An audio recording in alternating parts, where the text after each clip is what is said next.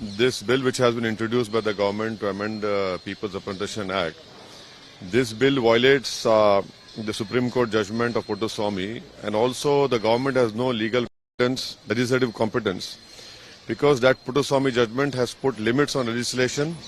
Secondly, linking of voter ID and Aadhaar violates the fundamental right of privacy as defined in the Puttoswamy judgment. Third, making Aadhaar authentication mandatory, again it violates the Supreme Court judgment because Aadhaar can only be used for welfare schemes.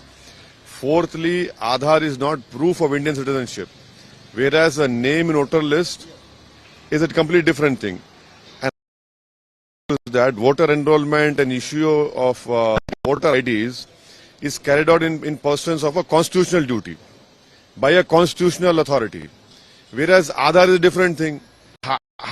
How is it that by bringing this bill, you are interfering in the independence of the Election Commission of India? And the last point, this will allow the government to suppress, disenfranchise, profile voters and discriminate between beneficiaries of various government schemes. It will end up violating the principles of secret ballot.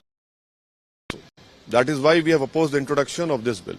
So do you think that linking with the enrollment of voters card and Aadhaar, it is a political move by the government?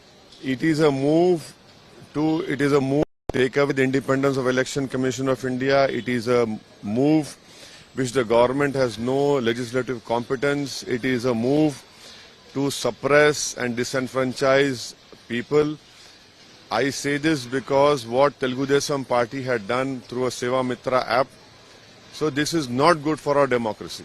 So ahead of 5 states elections, do you believe that government wants to some fudge in the... No.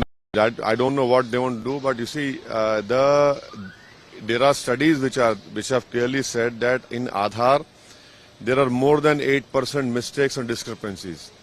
Whereas the Election Commission, every year the voter list is, names are included, they are checked, they go door to door.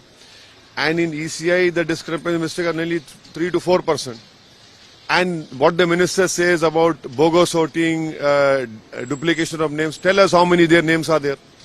You are only doing this to profile people, to disenfranchise people, and to target particular section of voters for again goes against universal suffrage and it completely violates everything. So are you talking about community? I'm not. I am talking about that it will violate everyone. It will not be beneficial to anyone. So OVC will find that if this bill will come, then the privacy will be compromised.